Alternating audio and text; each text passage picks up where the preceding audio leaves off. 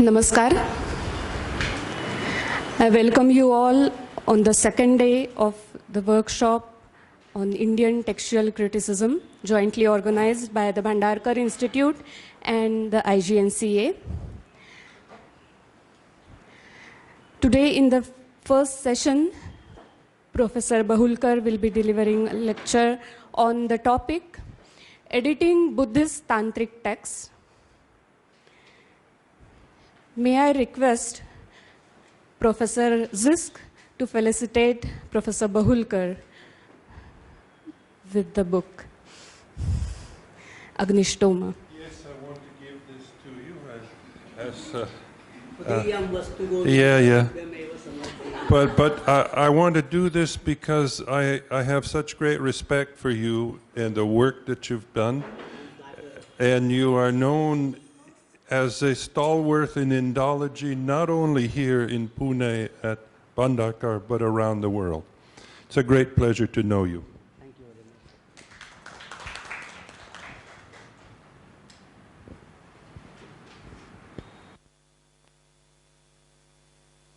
much.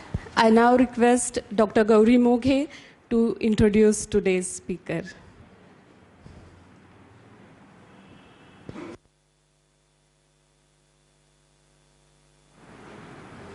Good morning, everyone. Today I have been given a challenging task of introducing a scholar who actually doesn't need any introduction. We all know him through his great contribution to Sanskrit and Indology, Professor Shrikant Bahulkar, member of Regulating Council and former Honorary Secretary of Bhandarkar Institute and Adjunct Professor, Department of Pali, Savitribai Phule, Pune University. Professor Bahulkar pursued his PhD in University of Pune on the subject Bhavishyat Jani in the Kaushika Sutra. He has been teaching undergraduate and postgraduate courses more than 30 years. He has been engaged in a wide variety of research fields such as Vedic studies, particularly Atharva Veda, Buddhist studies, especially Indo-Tibetan Tantrism, Ayurveda, and classical Sanskrit literature. He has been affiliated to several universities across the globe: University of Pune, Tilak Maharashtra Vidyapith Pune, Deccan College Pune, Central University of Tibetan Studies Sarnath, Nagoya University Japan, Harvard University, Oxford University, Columbia University, Freie University, University of Marburg, you just name it and the name of university will be in the list. Under his guidance, many students completed their research for MPhil and PhD thesis. He has several books and more than 70 research articles to his credit. He has been honored with many awards, and recently he is honored with highly prestigious award, Bhasha Samman, by Sahitya Akademi in recognition of his contribution to classic and medieval literature. Looking at his enormous contribution and considering his today's subject of speech, I recollect a definition of Tantra, and the first line of this verse aptly suits him. Tanoti vipulan arthan tattva mantra samanvitam tranam cha kuryute yasmat tantra mityabhidhiyate.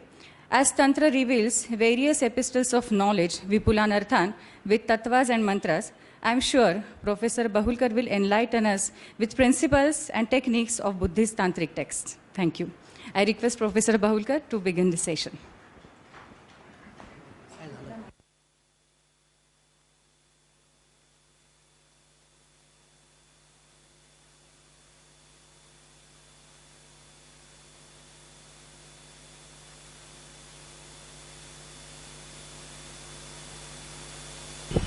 Kind words of high praise, which I am afraid I do not deserve. And also thank you, Gauri, for introducing me, despite the fact that I did not send you my CV in time, but still you were successful in discovering something which was not necessary at all. A scholar is known by his work, his or her work, and not necessarily by CV. So, if you consider that, I am afraid that I really do not deserve that praise, because all said and done, it's a fact that unfortunately I have been occupied with many administrative matters throughout my life, And although I wished to work seriously on several projects, I have not been able to complete many of them.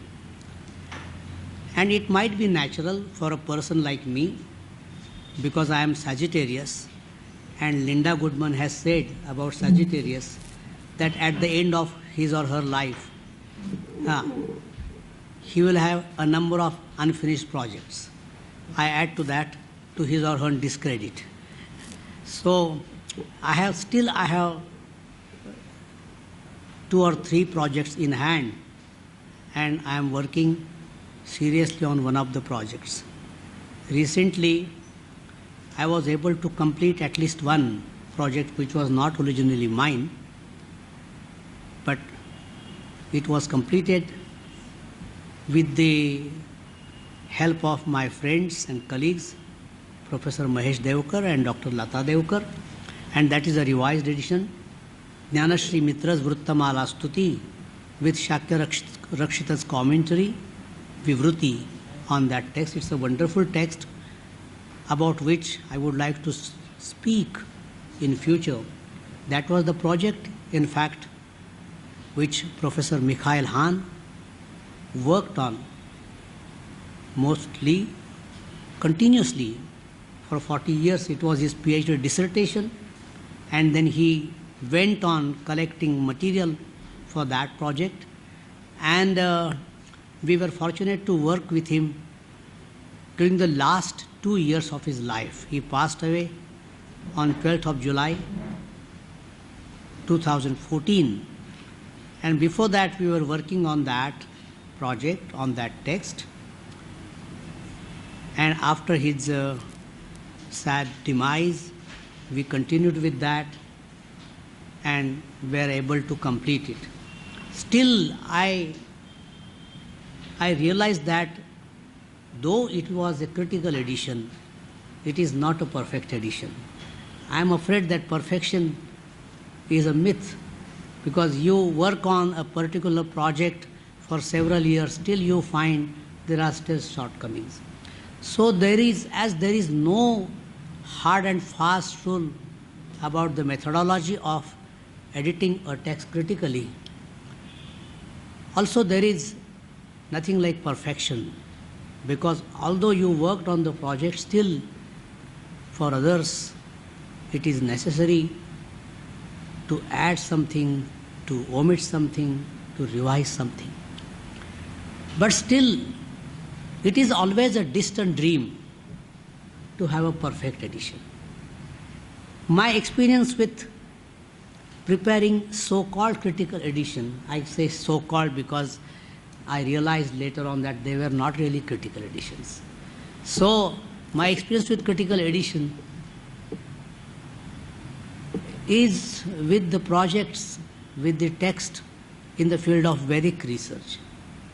And the first work I did, I worked with my teachers, great scholars like Professor Kashikar and so on. That was a text, a commentary on the Kaushika Sutra of the Atharva Veda, Kaushika Paddhati, a text of 10th or 11th century, probably composed in Malwa by one Keshava. He was supposed to be related to King Bhoja. It's a very good commentary, and the entire commentary was not available. For Maurice Bloomfield, who brought out the first critical edition of the Kaushika Sutra, in which edition he supplied some extracts from this commentary and Darila's Bhashya. After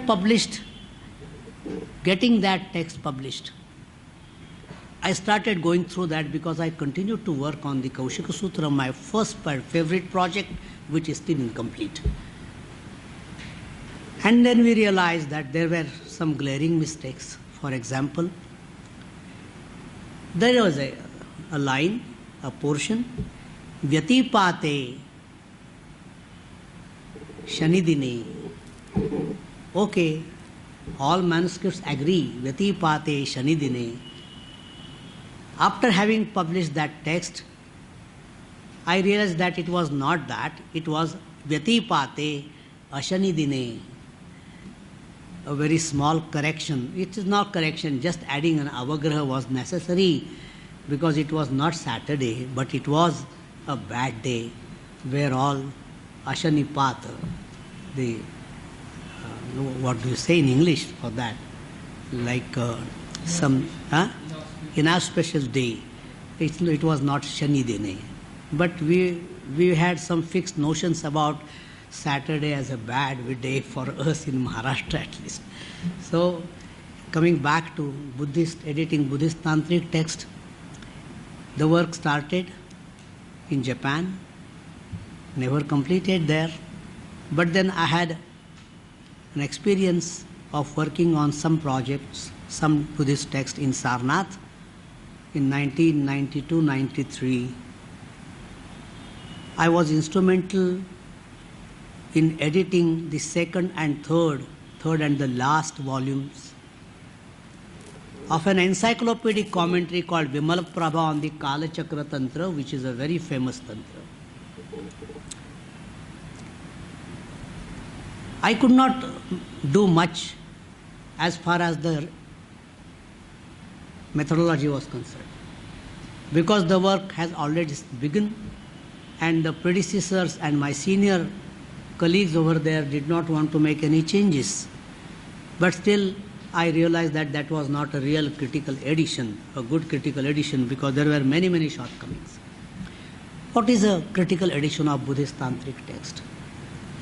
For that purpose, we have to take into consideration certain facts. The methodology would be almost the same. You collect the manuscripts, try to find out stemma codicum, make groups. It is possible that you may not be able to find stemma codicum, but still you work on that.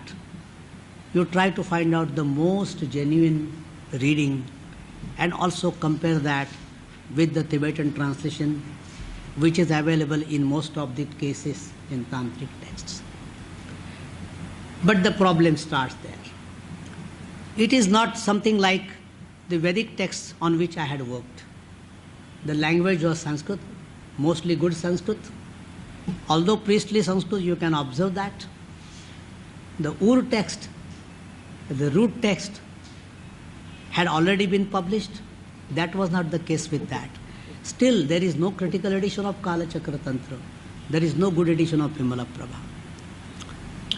Because what happens in the case of Tantric studies, Buddhist Tantric studies, the major difficulty is to understand the text. First difficulty is to understand the script. Most of these texts were available in Kathmandu, in National Archives, in Nepal. Some of them are in Tibet, some of them are in Asiatic Society, Calcutta, in Japan, Germany, France, America, and so on. They are written in Newari, or Old Bangla, or Maithili, and so on. The first hurdle is to master that script. But merely attending the courses in manuscriptology conducted by IGNC and other funding agencies will not do. I always say that you should understand the language and the subject, otherwise you are likely to make serious mistakes. That I have experienced in Sarnath, where my colleagues, well versed in Tibetan, well versed in reading the scripts, especially Newari, were making many mistakes. I would have doubt about the reading, the text, the manuscript my colleagues would read, and the Tibetan counterpart, Tibetan translation they would read. I would ask that, I think the Tibetan particular word points to certain Sanskrit word and you are saying something different. Then my colleague would say, oh yes sir, Guruji, nahi ye aisa hi hai, aisa padhna padega. What is aisa padhna padega? I mean, you will find that what is happening. So, our friend Dragomiri, he is very much familiar, well versed in reading Newari and many other scripts, he will tell how one can make mistakes, especially when you read conjuncts. You can read dva, you can read dra, you can read du, you can read the, whatever it is. So you have to get familiar with the script, that particular manuscript, and the style of the scribe, and the language, and the subject. Language is another hurdle, because most of the Buddhist tantric texts, I am not giving the example of commentaries, they are mostly in good Sanskrit. But the tantric texts, the root texts, like Guhya Samaja Tantra, or Hevajra Tantra, or Kalachakra Tantra, they have Buddhist hybrid Sanskrit as a language. And the scribes in Nepal or elsewhere, they were not probably knowing that language very well or the script very well. They copied them. And that Sanskrit language is faulty. Faulty in the sense of it is not Paninian Sanskrit.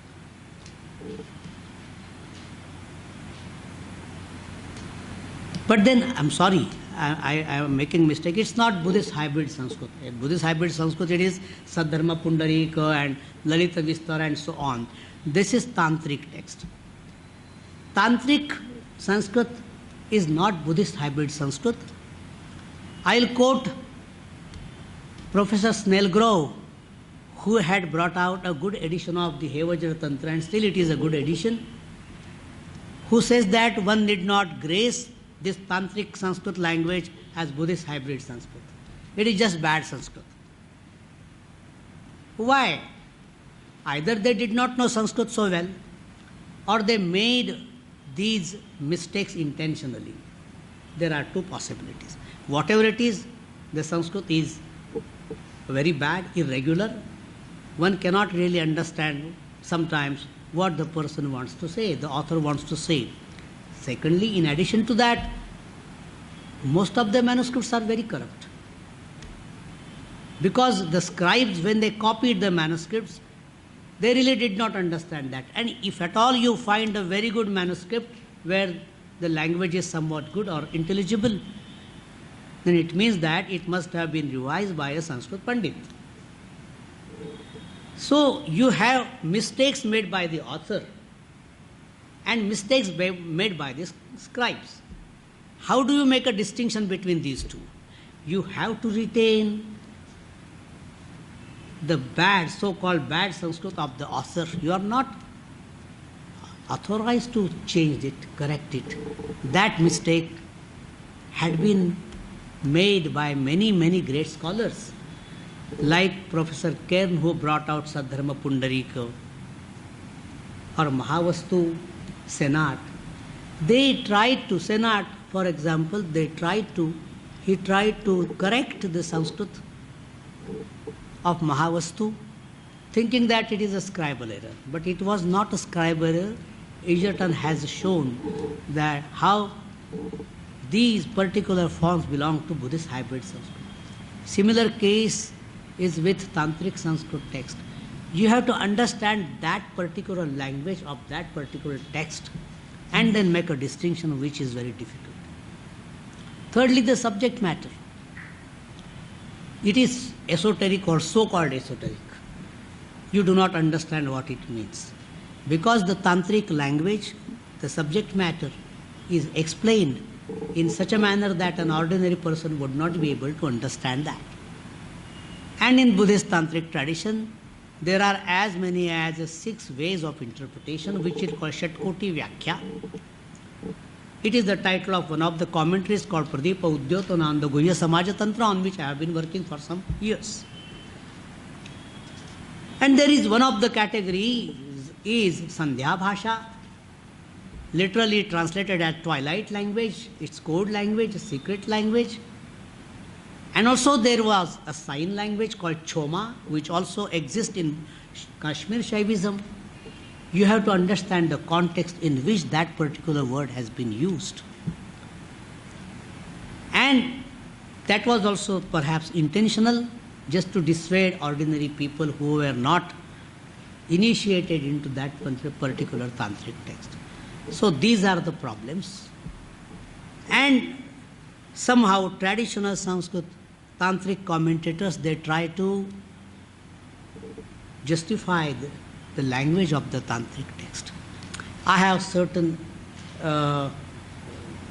quotations from Vimala Prabha commentary of Pundarik on the Kalachakra Tantra. I am not going to read everything and translate it because there is no time. Yesterday it was announced that I have only 1.5 hours. I have a material for more than 3 hours, which will continue, and Shilpa Sumant will take over. So he says that Shabda Shabda Vicharanana Mahati Sarvadna Margarthinam Nana Desha Kubhashayapi Mahatam Marge Pravrutti Sada Satvanam Adhimukti Chitta Vashataha Sarvadnya Bhasha Para Anya Vyakarane Surahi Rajata Shabda Divadarthinam. So our language is different, and the grammatical language which was composed by Sura Ahi means snake of the gods, means Sheshanaga, means Patanjali. So he opposes the grammatical purity which was emphasized by Patanjali. He also says that apashabdad arthamapi yogi grunnati desha bhashataha to ye payo nivishtam pibanti hamsa tadudhrutya. This nirakshira viveka a yogi can very well make. And then it's a long quotation where he says why tantric authors intentionally use bad Sanskrit or irregular Sanskrit. In order to remove the obsession or attack the obsession of those who speak of pure language, sadhu shabda and shabda and apashabda, again reference to Patanjali, teshancha sushabda vadinam sushabda graha vinashaya arthasharanatam ashritya. This is a very typical Buddhist concept, because Buddha says that artha pratisharanena bhavitavyam natu vyanjana pratisharanena. One should not insist on the letters, the words, but the meaning. So meaning is more important.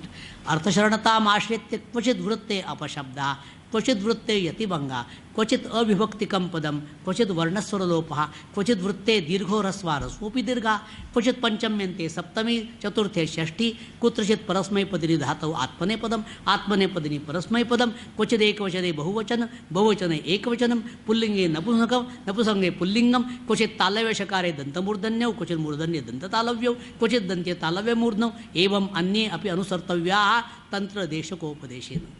Deshakopadeshana, sorry for the mistake. So this is the language. What do you do? And we come across that there is a plural, the verbal form in plural, and the subject in singular. What do you do? Are you going to correct? I should say we should not.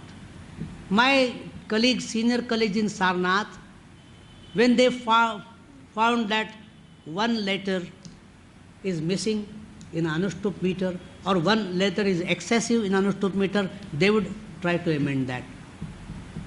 They would supply one letter, the lacunae, by cha, vai, tu, he, and so on. I would ask, how do you so know that it is cha, or it is vai, or it is tu, or it is he? And what happens that? What happens to that? When we edit as it is, when all the manuscripts have the same. And if you go to Tibetan translation would not care for this cha and tu and vai and so on, because they are pada purana. Intentionally or unknowingly, they have composed one particular verse where one pada there is one letter missing. It was never there. Why do you supply it? And we have a Vedic tradition, Aitareya Brahmana, I suppose, where it says, न एके न अक्षरे न छंदांसि व्यंति न द्वाभ्याम न त्रिभिः. And we have Bhurik and Ushnik Anushtup, Bhurik, Nichrud Anushtup and Bhurik Anushtup, where one letter is less or one letter is more. So this is a free language. This happens also with Gathas or Pali. This also happens elsewhere. It doesn't happen, or it should not happen in classical Sanskrit composition. But still there are certain exceptions. Otherwise, how can you say that Bhartrahari's verse in Nitishadika, Diktancha tancha madanancha imancha mancha? It is metricosa, where you are not supposed to make a combination. So this way, you have to understand the language and the subject matter. And then sometimes people think that Tibetan translations come to our help while editing these texts. Yes, it is true. In many cases, the Tibetan translations, which are literal translations, are helpful in understanding the text and editing the Sanskrit. When I was editing a huge text, Buddhist tantric text called Samputa Tantra in Sarnath from 2006 to 2012, and when we completed one part of that, comprising some first 5 patalas out of 10, we would fail to understand what the author wants to say. Then there is a Tibetan translation which was equally bad. But there is a huge commentary by one scholar, Buton, who would try to explain the verse or the passage, and just like a modern critic, modern scholar, he would say, well, the reading here is so and so, but I have got another manuscript, Sanskrit manuscript with me, where there is another reading that is better, and he will modify that.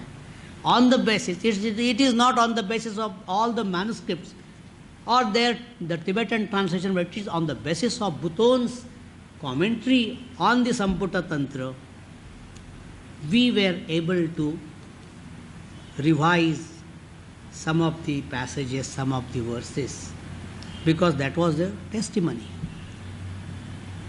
And sometimes it would be useful, but sometimes it may not be. I'll give you an example.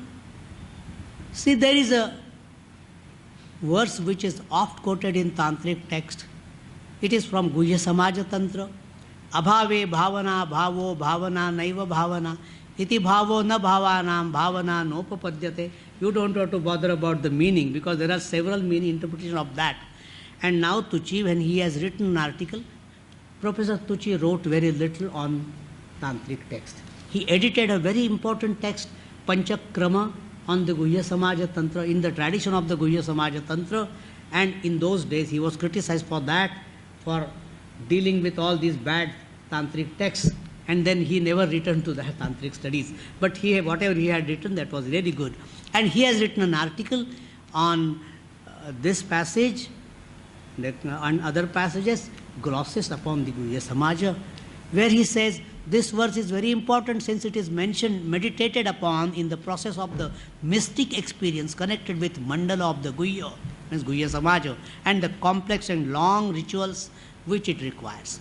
The Tibetan translation of the Guhya is accessible to me in 2 manuscripts, fairly old, which I found in some monasteries of western Tibet.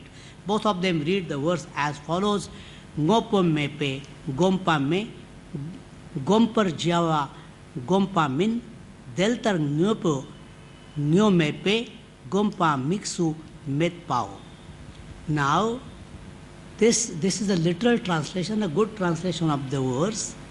And on the basis of this translation, the same quoted elsewhere, Tucci suggests that the reading abhave may be corrected to abhavena, because the first word, as the Tibetan translation, ngopo mepe, points to the instrumental case of the word abhava, and the verse may be translated accordingly.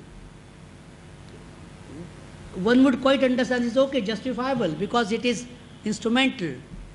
But the problem is, there is no problem. Abhavena, you can say, and okay, one letter is superfluous, but this is possible in tantric text.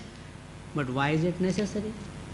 Why do we try to correct the Sanskrit text on the basis of Tibetan translation when apparently there is no problem, when all the manuscripts agree with the reading, and even with this, when one can understand the meaning. So this is a principle that if there is no obvious error, you have no right to correct the text which is reading, which is unanimous. And in the case of Guhya Samaja, there are some genuine manuscripts also. You can rely on them. So, and there is another evidence which was not available to Pucci at that time, otherwise he would not have made this statement. We have a commentary, Pradeepa Udyotana, on that. Abhaveti, it's a pratika. Ye skandadaya tesham abhave, locative. Yad bhavya bhutam chittamatram tad abhava avishuddham sada sattvat. Again, various interpretations he gives. Another interpretation, abhave paramartha satye, locative. Bhavanaya abhavaha adi shuddhatvat. So, we have this testimonial, this testimony of the commentary where Chandrakirti, the author, explains the verse and explains the meaning of the word abhave in locative. Now, why, in this case, the question would be, why did the Tibetan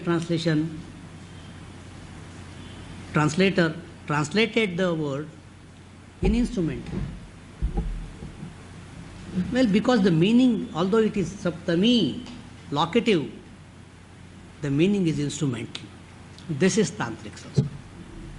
And this is not much far from Buddhist Sanskrit. Because in Buddhist text we come across Yena Bhagavan Tena Upasankramya. Means Yatra Bhagavan Tatra Upasankramya. When you have instrumental and then the sense is locative, why don't you have a locative in the sense of instrumental? These are the things. So all these criterias are important. Now, there is one more point. Unfortunately, some of the manuscripts are not complete. There are missing portions. And people try to restore the text on the basis of Tibetan. Many Indian scholars who worked and are working in the field of Buddhist Tantric texts or other texts, Buddhist texts, they are fond of restoring the Sanskrit from Tibetan, or retranslating that from Tibetan, thinking that we reached the original one. But there is a danger. And again, I should mention Professor Mikhail Han. He has written a long article on a stotra, which is going to be published in the Annals forthcoming issue, where he has shown that one particular stotra in Sanskrit has 3 different Tibetan translations and has shown how none of the translations is good. So Tibetan translation cannot be perfect. Even if it is perfect, how are you sure that the author used that particular Sanskrit word? So you can very well retranslate that text into Sanskrit, call it a retranslation. Like you translate in Hindi or English, you can translate in Sanskrit if you want to do that. But you cannot claim that you have reached the original Sanskrit. Sometimes it is possible, sometimes it is not possible. In the case of the text on logic, for example, Pramana, it is possible because the language is very compact. And so if you have a translation into Tibetan of a Sanskrit example of Arthapatti, Pino Devadatto Diva na bhungte, you get that sense from Tibetan that fat Devadatta does not eat during daytime. And naturally you are reminded of Pino Devadatto Diva na bhungte example of Arthapatti. You can very well restore that, but not in every case you cannot do that. Here is an example, an attempt of restoration of a verse lost in Sanskrit. It belongs to the 5th and the last chapter or patala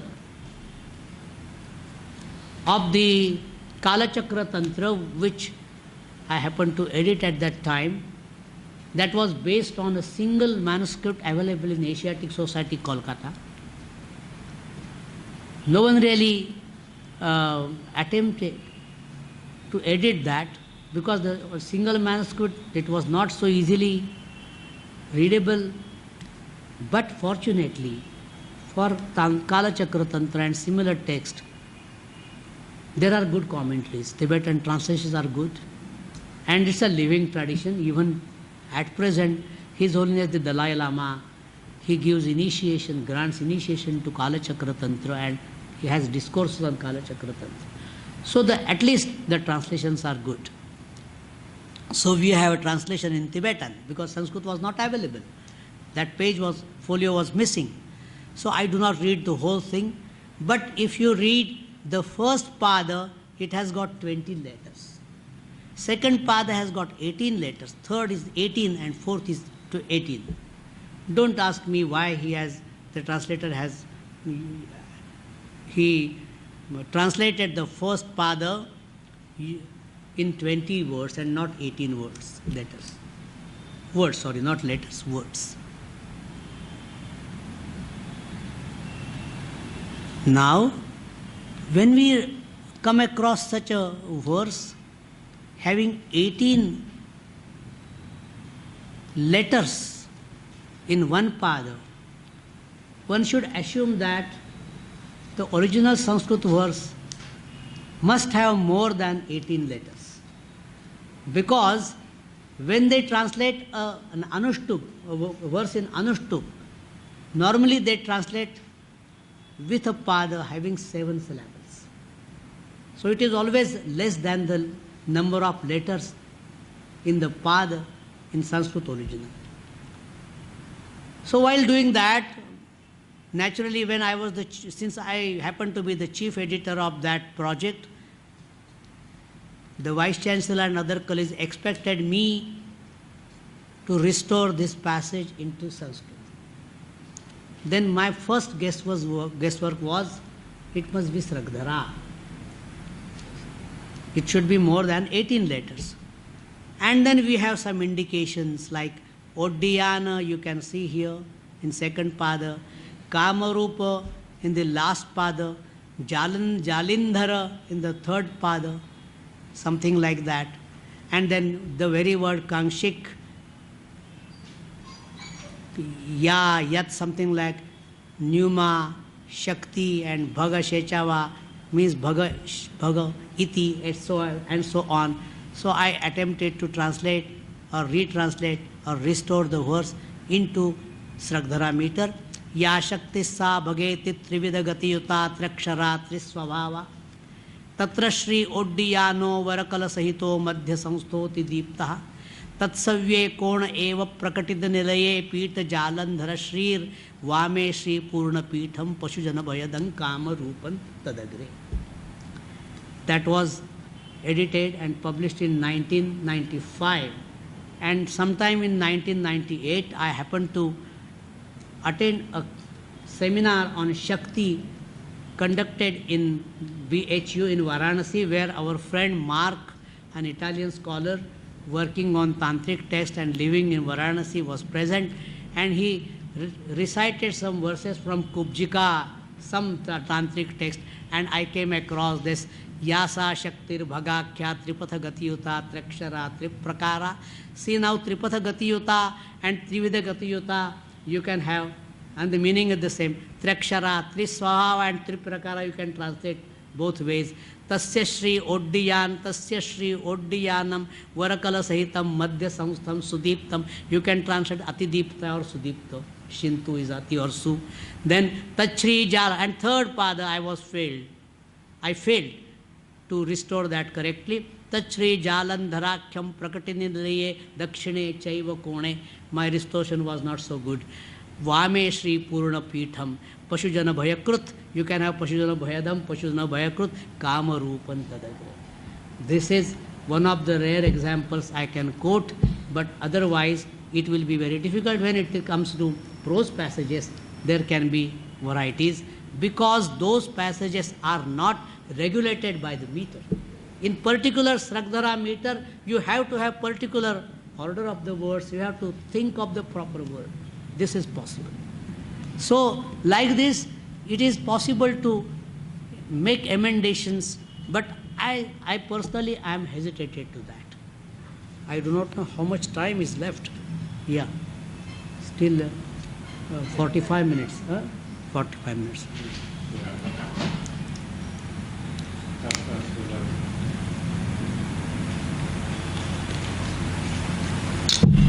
Now let us go to whatever material I have provided. We can go hurriedly through that. This first set of Xerox copies, you are not asking any questions. You can ask any question if you have any problem. Otherwise, I will continue. Maybe this is all new to you or something like that, or I'm talking something like sense or not, I don't know. But this is the case. We have an example of a good edition of Hevajra Tantra, one of the earliest editions of Buddhist Tantric text. The first set is note on the text. I request to go to page number 10.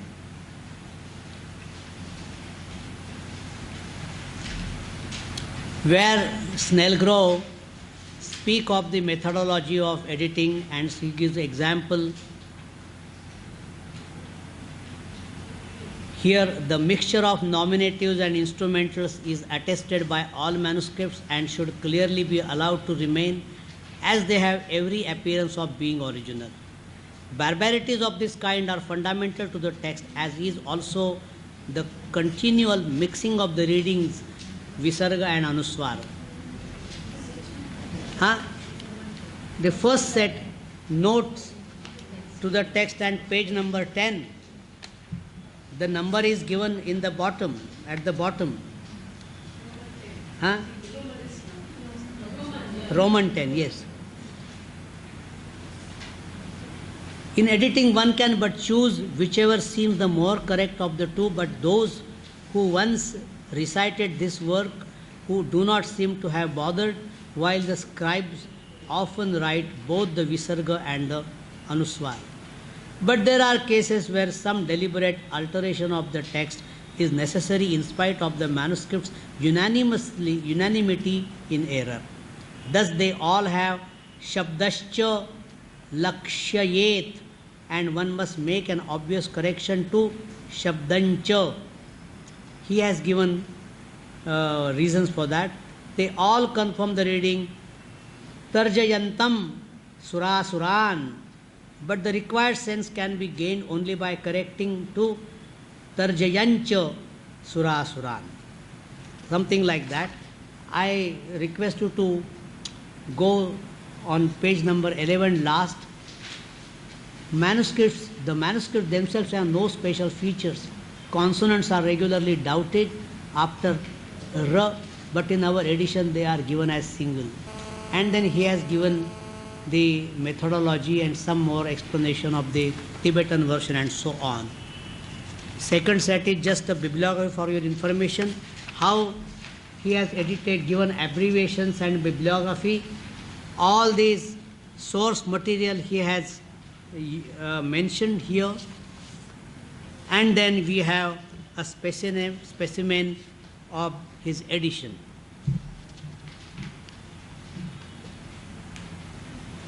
Just an example will be found here on the very first sentence. Om Namah Shri Hevajraya Evam Maya. Did you find it? Evam Maya Shrutam Ekasmin Samaye Bhagavan Sarva Tathagata Kaya Vak Chitta Hrudaya Vajra Yoshit Bhageshu Vijahara. Okay. Now you have footnote number 1, 2 and 3. Footnote number 1 says A and B omit Hrudaya. And there is an explanation. In many cases you do not find the word Hrudaya, only Sarva Tathagata Kaya Vak Chitta Vajra Yoshit Bhageshu. But he also has a justification for that, and so he has used another manuscript where you have it Hrudaya. And there are certain, it is impossible for me to explain in detail why it is like that, because this long sentence has 40 syllables, and the tradition of having 40 syllables is very famous in Buddhist Tantric tradition, on the basis of which There is a long passage, a composition in a text called Vajramala, where each of the letter is given in the beginning, and you have one pada beginning with that. So you have all 40 letters and 40 verses, which are called Nidana Karikas by Alex Wayman, and he has reproduced, edited those Karikas in his work Yoga of the Guhya Samaja Tantra. So it is necessary to have word Hridaya there. Then there is a translation of these passages.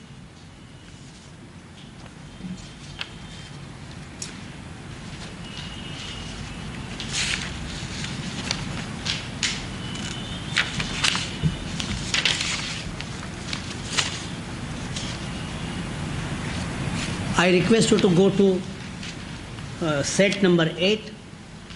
This is a passage from a text called Seko Desha Tika, also called Paramartha Sangraha, edited by Professor Spera from Italy. It is one of the best editions of Buddhist Tantric text. And he has used all possible sources and left no stone unturned in finding the sources and giving references to the similar passages. So you can find how it is edited. The first verse I would request you to go, Om Namah Kala Chakraya, Sarvavruti Prashama Nirmala Buddha Dharma Nirveda Saudha Madhiruya Vapurdvayena Tasmai Namo Bhagavate Yadupad Vishwopakara Vidhi Nataka Nartanani. Now coming to the language of this text, this is not, although it is a tantric text, when I say tantric texts have bad Sanskrit, the language, it's a bad Sanskrit language, it does not necessarily mean that all texts, especially commentaries, were in bad Sanskrit. Commentaries were written almost in good Sanskrit. So this is one of the commentaries by Naropa, Nadapada. I do not really understand why Spera used the word Naropa Virachita when the colophon said Nadapada Virachita Seko Desha Tika. But okay, so Nadapada's Sanskrit is a chest Sanskrit, so it means that all these verses must be in grammatically correct Sanskrit, metrically correct Sanskrit. Now there is one word Adhiruya, and you have footnote number 2, Adhiruya B, then you see bracket complete. This is a sign of positive apparata, where the editor reproduces the accepted reading first and then gives variants. Abhiruya, Abhiruya, manuscript number C, and Atiruya, manuscript number A. So Professor Spera prefers the reading Adhiruya from manuscript number B.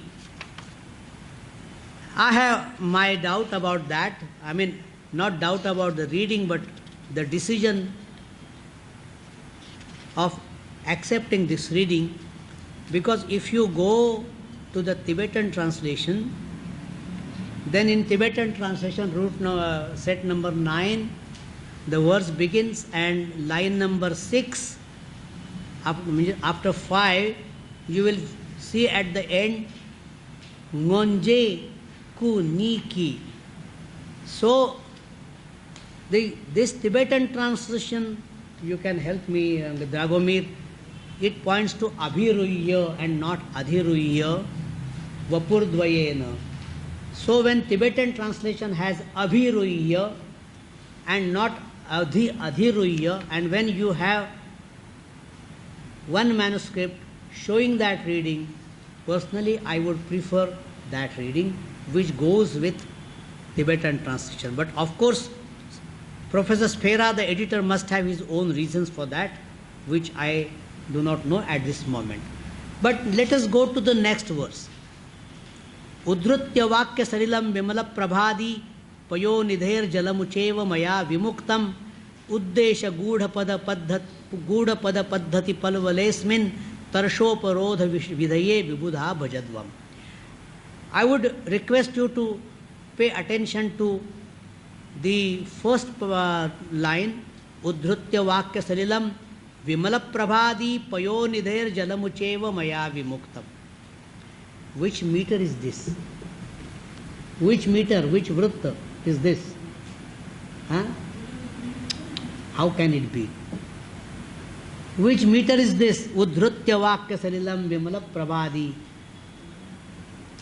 payo nidher jalamuche. See, this is necessary. You have to have good knowledge of Sanskrit meters. Otherwise, you will not be able to understand. Even if it is correct, you will not understand. Even if it is incorrect, you will not understand. This is Vasanta Tilaka meter. Okay. Now Vasanta Tilaka, ta bha ja ja, ta bha ja ja ga ga. Okay.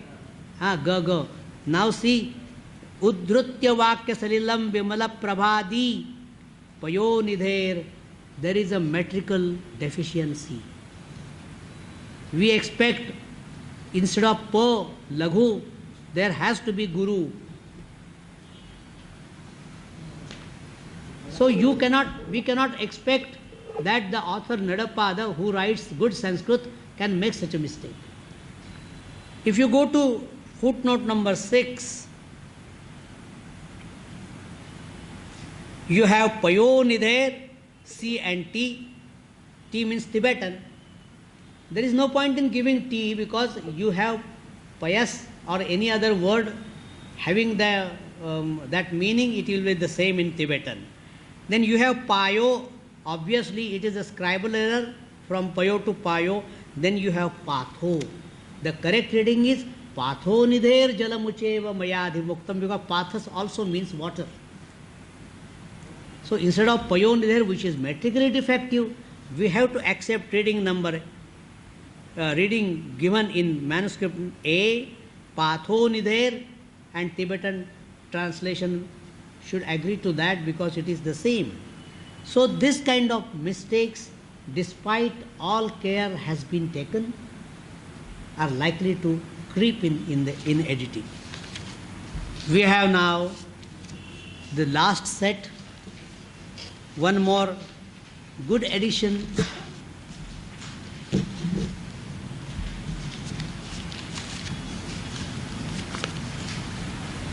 It is Sekha Nirdesha Panjika, published from Hamburg, edited by Professor Spera and Harunaga Isaacson. Am I making some mistake? You have some questions? Or no? Okay.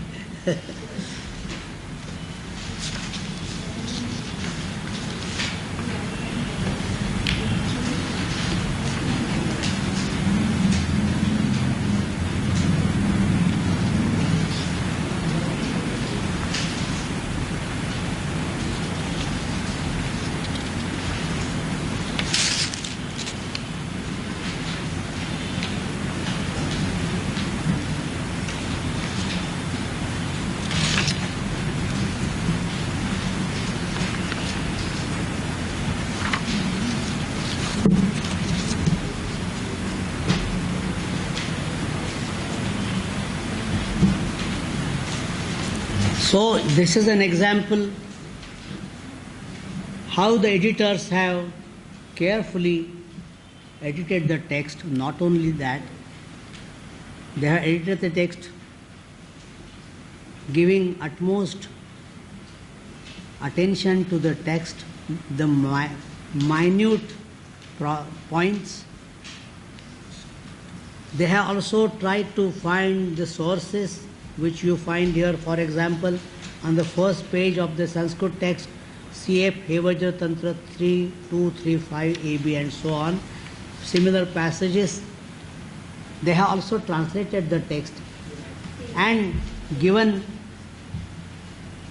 very good footnotes and explanatory notes which help the reader understanding the text.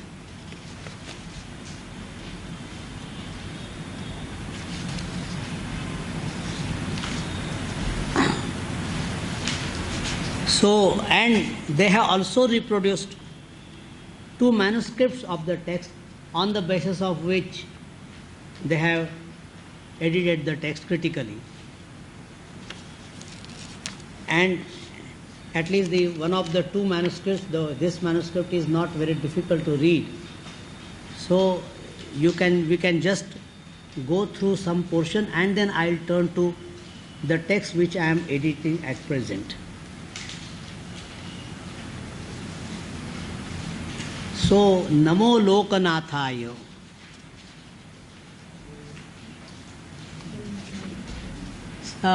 Set number 13, and then you have set number 11 and set number 10 and 11. These are the manuscripts. So one manuscript is from Cambridge and another from St. Petersburg. Abbreviations are given as CA and PT.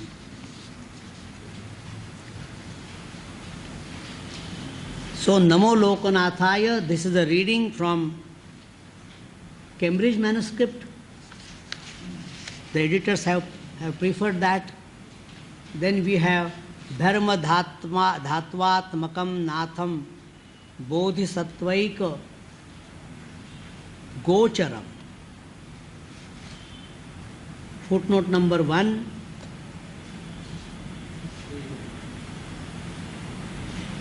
You find that, okay? And you have variants given in the footnote.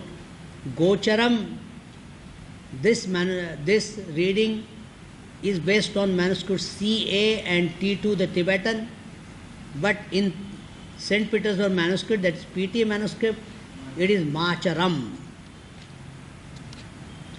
So again, here you find that the colophon is accepted from Cambridge manuscript, and the first reading, Bodhisattvaika Gocharam, which is discussed here, where variants are given,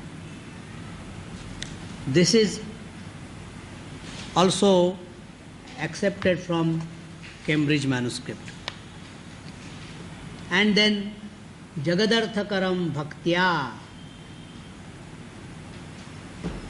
So Bhaktya is the accepted reading from Cambridge and Bhakta is PT manuscript.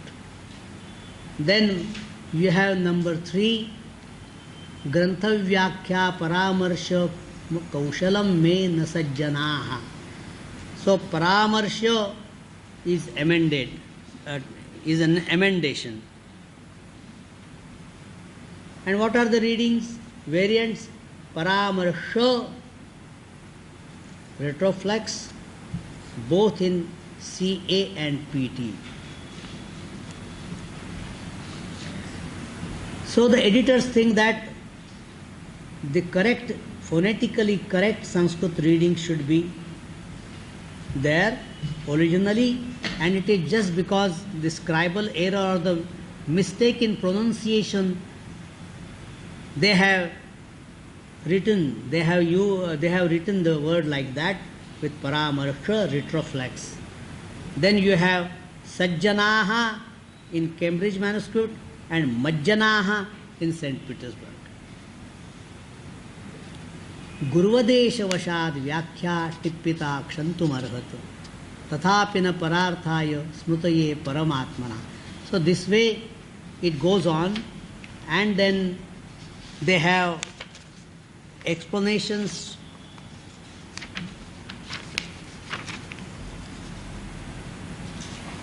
given in the translation. Where is that? Annotated translation, set number 14.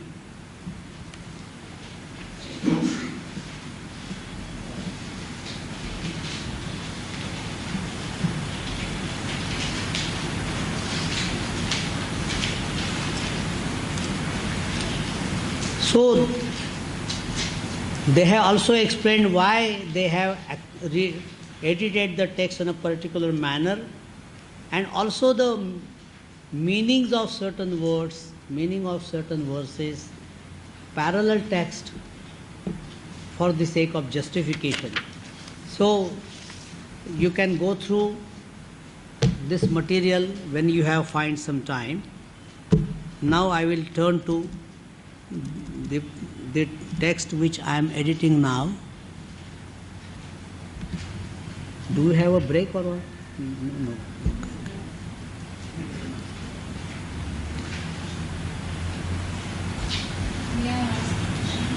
Yes.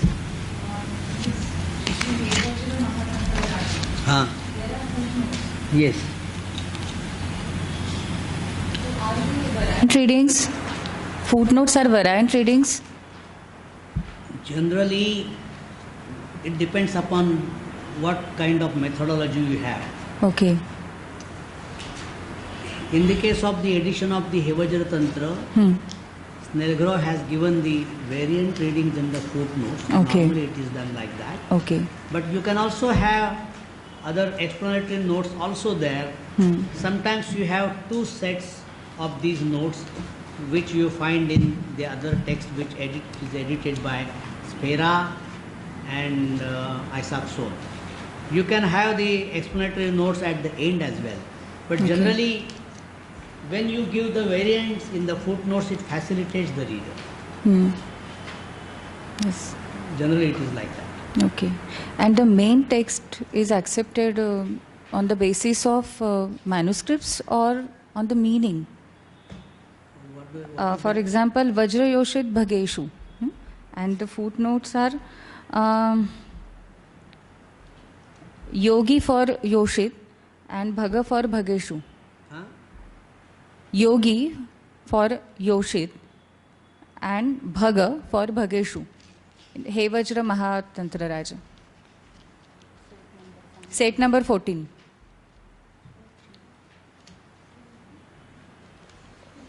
Okay, 3. Set number 3. Left side it was written 14. Okay.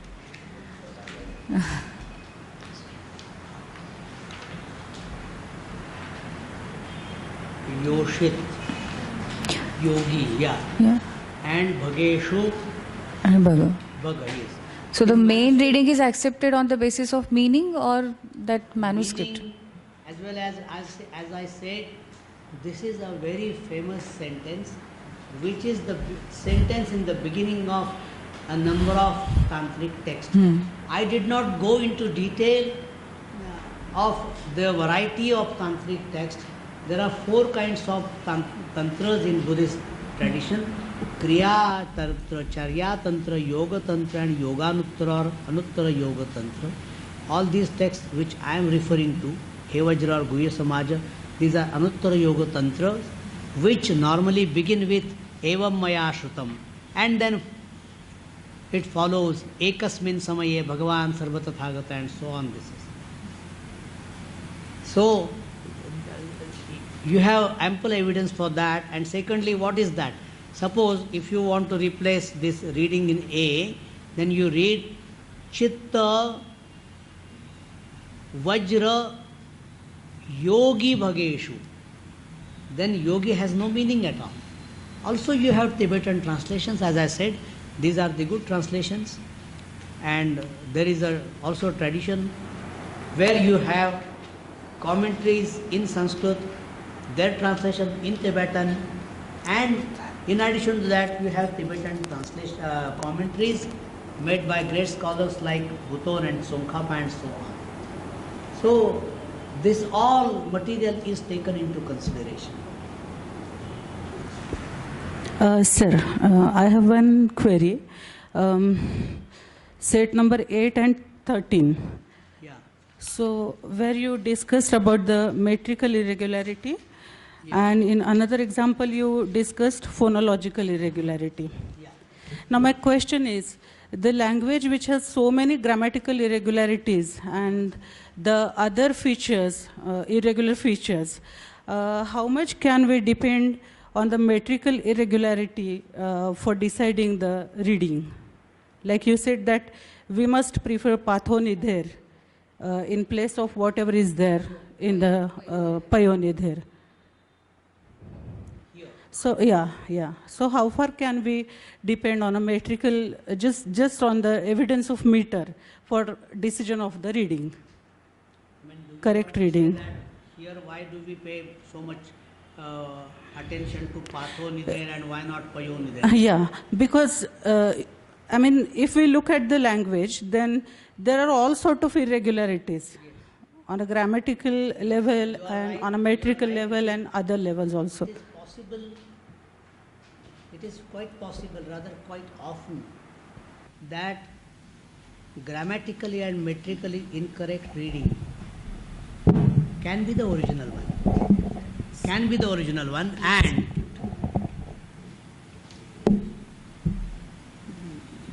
the reading which is more correct and more sensible could be many times an afterthought, deliberate attempt of correcting the text. So it is possible that this great scholar, Spera, has preferred that. But I have my doubts, because if you go through the whole text,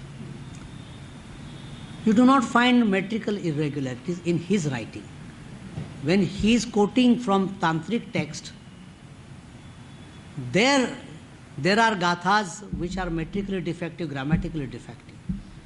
Also, I did not mention one thing. This language, the language of the Buddhist tantric text is not just so-called Sanskrit, but also there are many passages in Apabhramsha. There are certain texts in Apabhramsha, for example, Charya Giti and Doha Kosha, which were edited by Rahul Sankrityayan, Harprasad Shastri, and so on. Unfortunately, after that,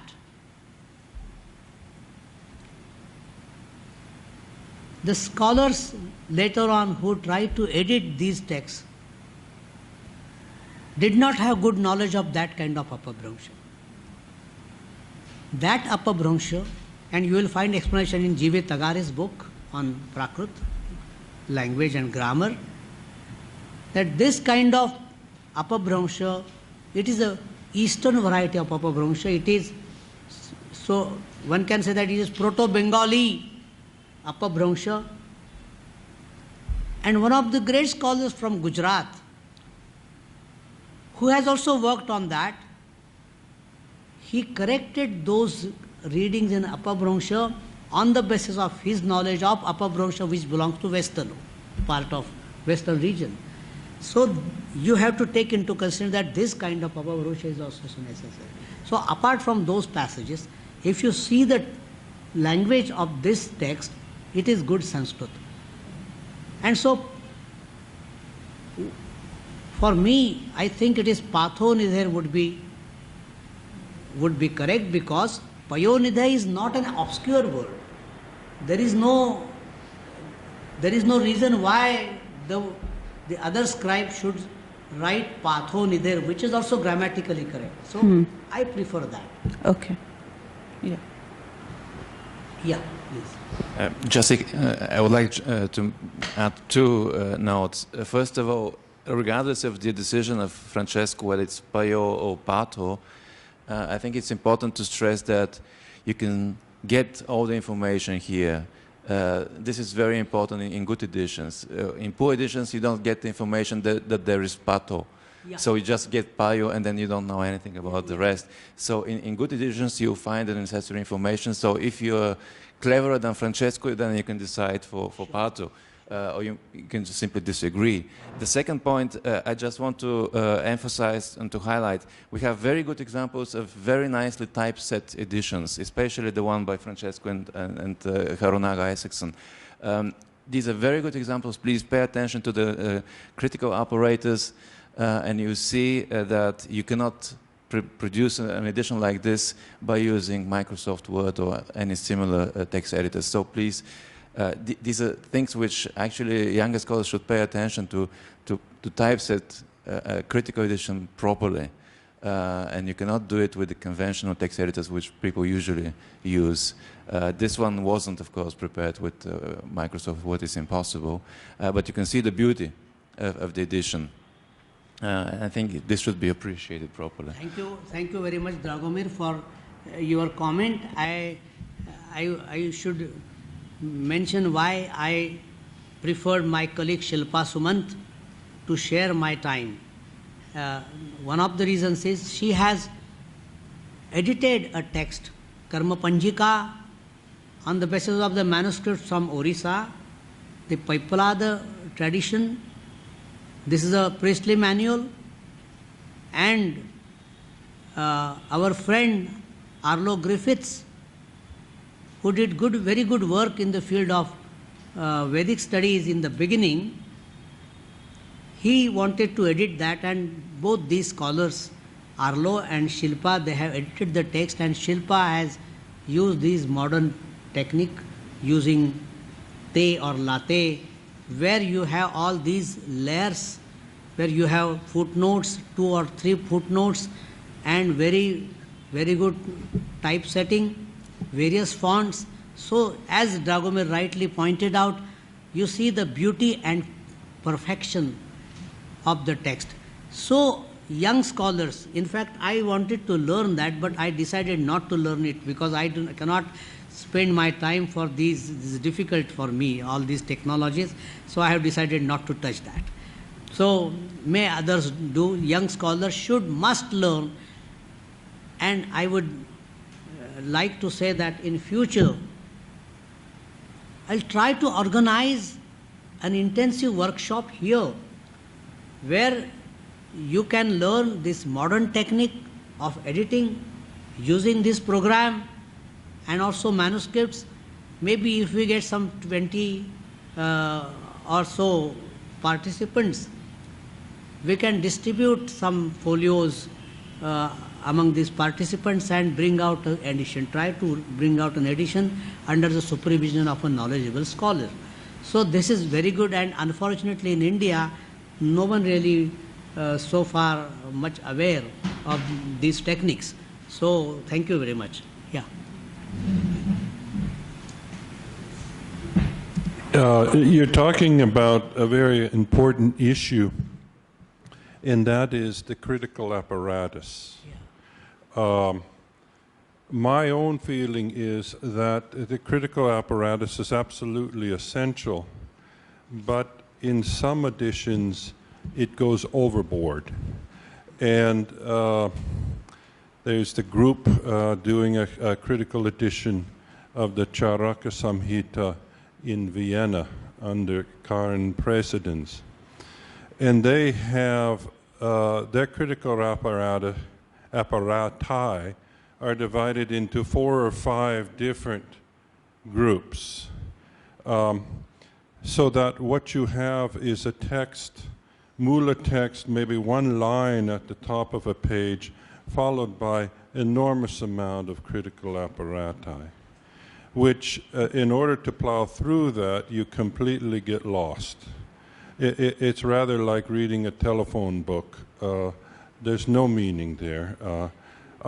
I think it's important that that should be perhaps available, but not in the edition.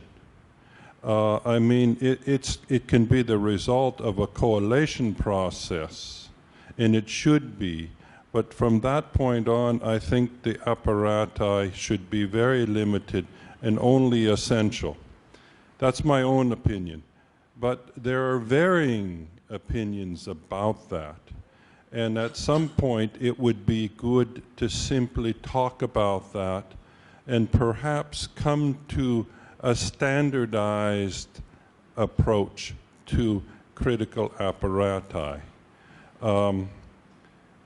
I don't know the answer to it, but perhaps in the future you want to think about that a little bit. How much do you want to include? How much do you not want to include? And give some kind of justification for including or not including. like I said, I think the jury's out as to what is the best way to do it.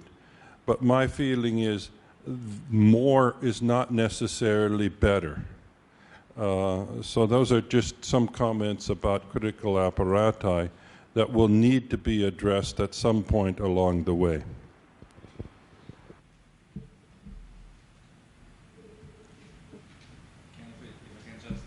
If I can just comment on your comment. Is it functioning? I can comment on your comment, perhaps jokingly. If the critical apparatus takes more than half a page for more than half the book, then it is perhaps not properly done, I would say, because this means that the critical editor has not been critical enough and he couldn't decide what should be actually discarded from his critical apparatus. It is necessary. I mean, this is a responsibility of the editor. I mean, you have to take a decision, and if you don't take that, then there is like a group of scholars who think that maybe you can reproduce a Vulgate edition, give all variants in the footnote and don't bother about the correct reading. That is also possible. But then you are left to your choice, and no one would be really in a position to understand the text correctly, because it is the editor who is possibly well aware of the text, who can justify the reading and who can also translate the text. Otherwise, unless you give an edition, critical edition with critical apparata, it is not easy to work on the text further. And I do not know the problems with Charaka Samhita project, but we expect some outcome in near future. Yeah, we've been expecting that for some years. Yeah. Well, now, as I said that I have been working on the edition, critical edition of Pradipodhyotana commentary on the Guhya Samaja Tantra. Here, one way it is easy, because you do not have many manuscripts. It's only one manuscript that is available in Tibet, and we do not have the latest photocopy or digitized copy of the text, but it is only the photographs taken by Rahul Sankrutan and subsequently by Professor Tucci from Italy. So you have two sets of the same photographs of the same manuscript. I also obtained photographs taken by Professor Tucci, thanks to our friend Professor Sfera. He was very kind to provide me these. So whenever I have some difficulty in reading Rahul Sankrutan's photographs, I always refer to that. Sometimes some readings are very, very difficult to understand. In that case, sometimes, in some cases, another set of photographs is available. It comes to our help. And this manuscript, the copy of this manuscript, rather photographs I got, that was another set which was available in Pune. I got it from my teacher of Tibetan, great scholar in Buddhist studies, Professor V.V. Gokhale. I used to go to him and read Bhava Viveka's Madhyamaka Hrudaya Karika with Tarka Jawala commentary, a very difficult subject, but it was very interesting to read with him. Once he called me and he said that I am going to give you something. Then he gave me the set of photographs. These are Rahul Sankrutan's photographs, another set of photographs, and the photographs are deposited in Patna. I don't think you will find them, you will have access to that. So I got these, but they were lying with me for many years. I started the work long ago, some 86, and suspended it. Again started sometime in Copenhagen, suspended it. Again started in 2006 in Sarnath, and prepared a sort of preliminary edition of first 12 chapters out of 17. But again, I observed that that was not a satisfactory edition, because my colleagues who read these manuscripts and Tibetan translation did not pay attention to the readings carefully, and then since I relied on them, we published the text as it is. And then in the very first work, we made a serious mistake like Baddham Simha, Baddham Shatkoti Bandhaihi, quite logical, Baddham Shatkoti Bandhaihi, and we read, rather my colleagues read and also read it unknowingly, Buddham Shatkoti Bandhaihi, because the Vulgata edition which we used was prepared by Chintaharan Chakravarti, great scholar from Calcutta, who read the manuscript which is in old Bangla script of 12th century, and he was well versed in Tantric studies but not in the Buddhist Tantric studies. And I heard that he was almost bedridden at that time. He just copied the manuscript, and I seriously doubt whether someone has checked the manuscript and has done the proofreading correctly or not. So whatever edition we have of that text published in 1984 is far from being satisfactory. That was the purpose of taking up another edition, a good edition. So Chintaharan Chakravarti also read Buddham. These blunders are there. So this is one of the reasons why I did that, and I am nearing the completion of the project, and I hope that within coming months I should be able to edit the last portion of that. Here we have the text which I have edited here and the photograph. You will find line number 3 to the right, Samanyottama Sadhana Shritaha, and line number 3 ends. Can you read that? Okay. Samanyottama Sadhana Shritaha. Here I must confess that this is not perfect edition, as perfect as Sphera Isoxans edition, because I cannot do that. But at least I have got a limited aim of offering a good edition. At least it will not deviate from the manuscript and other source materials much. Of course, there are some mistakes in the manuscript, but many times I observed that Chintaharan Chakravarti somehow read it wrongly, or someone else did not pay attention to that. So you can very well see that the manuscript reading is quite correct, but the Vulgate edition is reproduced in a wrong way.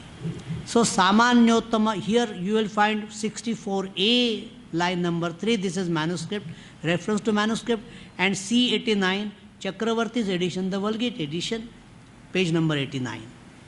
Here we have that.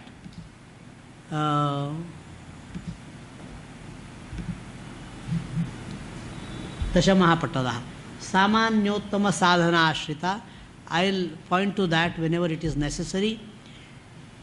Sadhana shritaha, we have footnote number 1. Sadhana shritaha, manuscript, and sadhana shrita Chakravarti. Do you think he misread that? Well, I come to that. Where is that?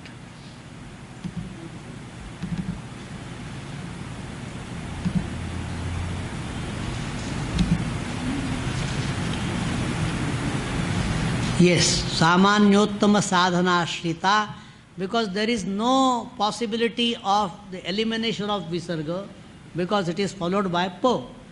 Sometimes in this manuscript and other manuscripts, whenever Visarga is followed by Sa, the scribe eliminates Visarga. This is a tendency. Grammatically it may not be correct, but this is a tendency, peculiarity of the manuscript, but there is no reason. And in the manuscript we do have that, so it's a wrong reading. Although in my edition I have mentioned this Sadhana Shrita C, in final editing I am going to eliminate that, because this is a suggestion made by Dragomir and others when I gave a sort of colloquium in Marburg.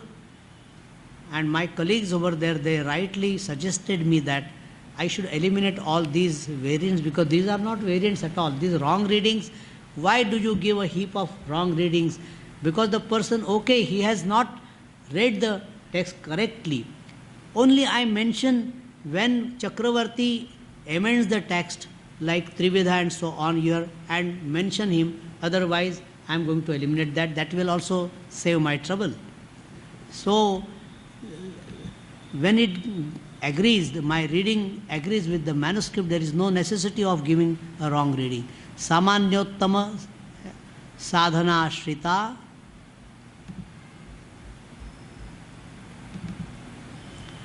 prapanchadi trividha charya. So now let us go to line number 4. Prapanchadi, it's not a trividha charya, so it's something different from trividha, or maybe one, but we cannot read it correctly. Huh? Is it 3? I think it is Trividha. Trividha. You see that's a common problem.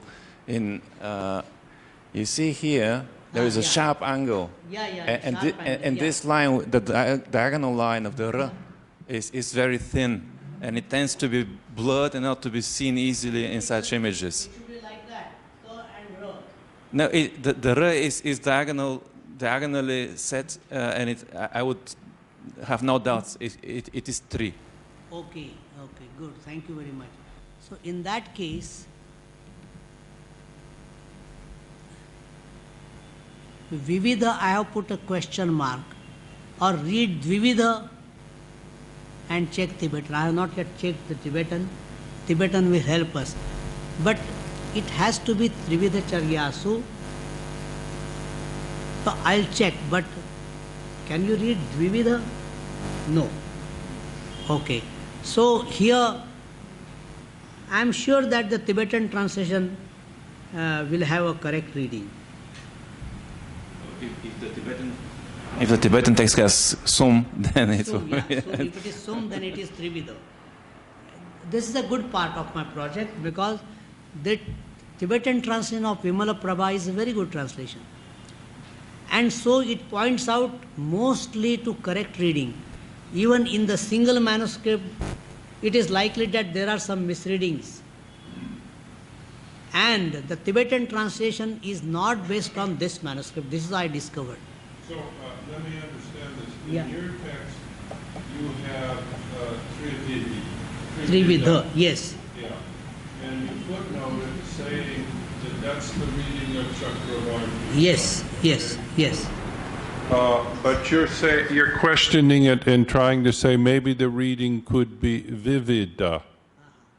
Right? Is that what you're saying? Yes. And then you read Dvivida, and then you're checking the Tibetan. So you're unsure of the reading, in other words. Yeah. And you're questioning to see if Chakravarti was right in his reading or not. Okay. Yeah. So this is, I should say that this is an addition in the making. I'm trying to find out some other passages also, some other sources apart from this, and there is no news of any other manuscript of this text in Tibet. If at all, still it is not available to us. So, Tibetan translation. And secondly, Tsongkhapa has written an extensive commentary on Pradipodhyutana, Vistara Vyakhya, Chendel, which is also a very important tool because he explains that. He quotes Pradipodhyutana and gives comments on the glosses on that. So you can find out that. So this is one thing. Then Trividha Charya Sujita Shrama Charyasu Jita Shrama Yogi No. You say yogi, then there is some space and there is a hole, string hole, and then yogi no yada siddhir na labhante.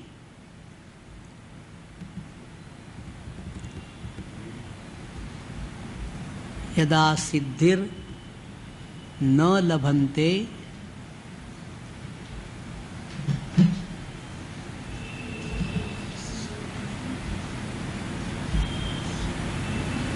siddhirna labhante, then you will find a danda there. This manuscript, the scribe gives danda irregularly. It does not always mean that the sentence ends there. But na labhante, then it begins with tada, so it is not necessary to give danda. I eliminated that. Tada swadevata hridaya sanchodana kartavyeti. There are some scholars from Calcutta. Can you read this manuscript? Very similar to Bangla script, no? Huh? So why don't you try it? Next. Can I just ask a question? Yeah. There's a space in the manuscript there. Yeah. And there are 2 marks in the line above. Before I show you here, this here and this here. Yeah. What are those? Can you explain what they are? Yes. If you see, if you just look at the sentence before, okay, you can say Tikayam Navama Patale Shatkoti Vyakhya.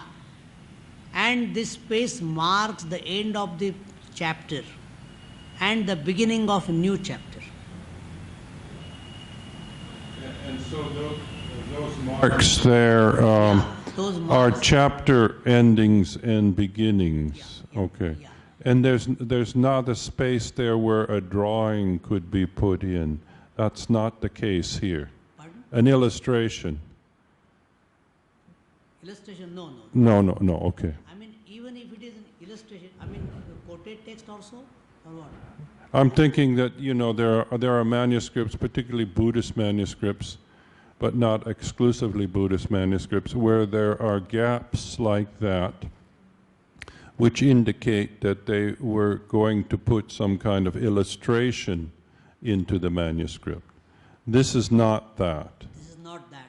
because you have the gap that goes down into the next line as well, Yeah, the same size. same size. But here I do not know why there is a gap in this next line. Here it's okay, understandable. You can say that. I guess that it was planned actually to draw some ornament. It's quite often to have. Yeah. I mean, it may be. We cannot reconstruct now exactly the history, but even if you leave it like this, it's typographically already quite decent. You can make you can highlight where the next chapter starts. Actually, means generally in manuscripts, specifically palm leaf manuscripts, we find such spaces left blank just for the sake of decoration, and firstly or foremostly to pierce the palm leaf. That is there at this. It is there, and it is just to. It must be a long leaf, long in length. So to make it symmetrical, there should be another space left blank on this side. I guess.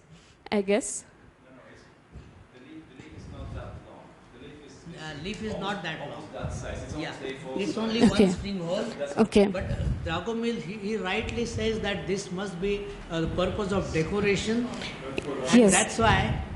But the first gap, that definitely denotes the end of the previous chapter and the beginning of the next chapter.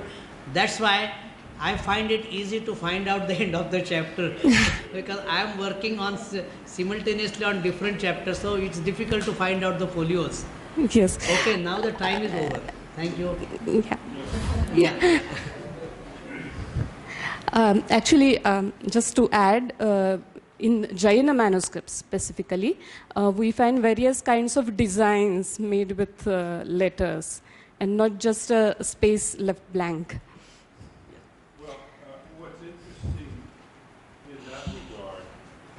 is that